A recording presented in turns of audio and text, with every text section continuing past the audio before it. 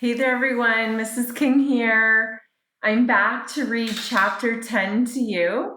So, in chapter 9, Charlotte had the awesome surprise of Hayward showing up. And now, Charlotte in chapter 10 is going to be doing something that she's only dreamed of doing. All right, chapter 10 of Riding Freedom. Hayward stayed for a month of Sundays, and Charlotte couldn't bear thinking about him leaving again. The morning he left, she said, "Hey, you can stalk tender for me as long as you like." "Charlotte, I'm beginning to think you like having me around," he teased. "I never thought I'd see the day. But first, I gotta work to finish in Missouri. Then I gotta help my folks move out here." He hesitated, then said, "Charlotte, come with me." Charlotte looked out the window as if she hadn't heard him. "It'll take me over a year, Charlotte. You could get someone to watch the place, and then Ebenezer could take over till we got back. Won't you come?" She turned and looked at him. "I can't, Hay. I don't want to leave. I worked my whole life for this. I belong here. I want to build up my horse stock. I got apples to pick and things I got to do. Besides, there's something I've been thinking on for some time that I feel real strongly about." She knew she could tell Hay anything, but she wasn't sure how he'd react to this. "I registered to vote in Santa Cruz country. The election's in a few weeks, and I don't want to miss out." Hayward stared at her and shook his head. "Charlotte, you'll be going against the law." "Hey, I know more about who to vote for than most. Women are citizens of this country just like you. They work hard and make decisions sound as a man's. There's a lot of folks who don't agree." "There's a lot of men who don't agree," said Charlotte. Hayward grinned at her. "I ain't one of them," he said. "I just don't understand what you'll be proving if no one knows you're a woman.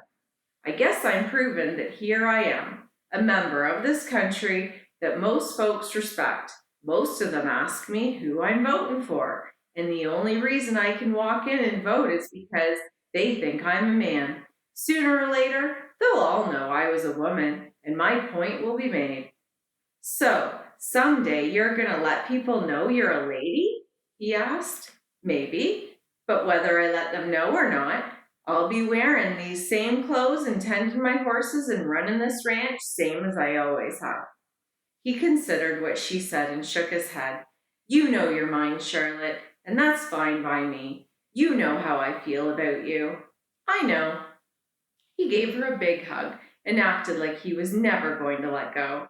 Then he got on his horse and rode down the lane, past the corral. Charlotte stood on the porch and watched him ride away. He stopped halfway down the road and waved his hat. Charlotte waved back. He put his hat back on and cupped his hands around his mouth. "I'll be back," he hollered. "I know," whispered Charlotte to herself. It was sprinkling when Charlotte rode into town that November afternoon, but a little rain couldn't stop her. She hoped it wouldn't stop other folks from getting out and doing what they had to do, either. Luckily, by the time she got to town, the sun had come out. She hitched the Mustang and walked down the street and nodded to the people walking by. A big sign in the window of the hotel said, "Polls." Some of the ladies in town went about their errands and didn't seem to give a second thought to the long line of men in front of the hotel. Others gathered out front in twos and threes, waiting for their men folk and acted like they were nothing special going on inside. Charlotte wondered if they really didn't care, or if they were going about playing their roles like she was playing hers. One man came up and clapped her on the back. "Glad to see you, Charlie," he said.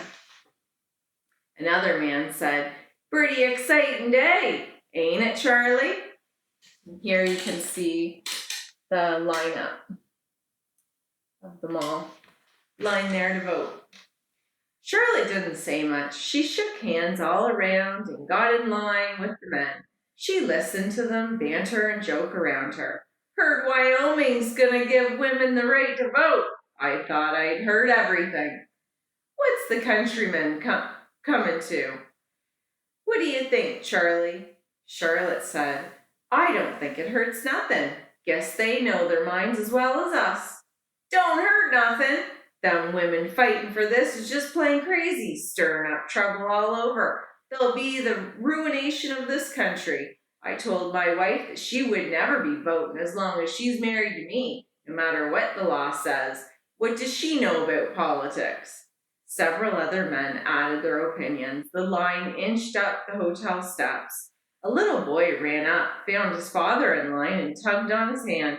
Papa, Papa, the Taylor boy said Sarah and I can't play ball because I'm little and she's a girl, and she's fighting him in the street, and he's twice as big as her. Hurry, Papa.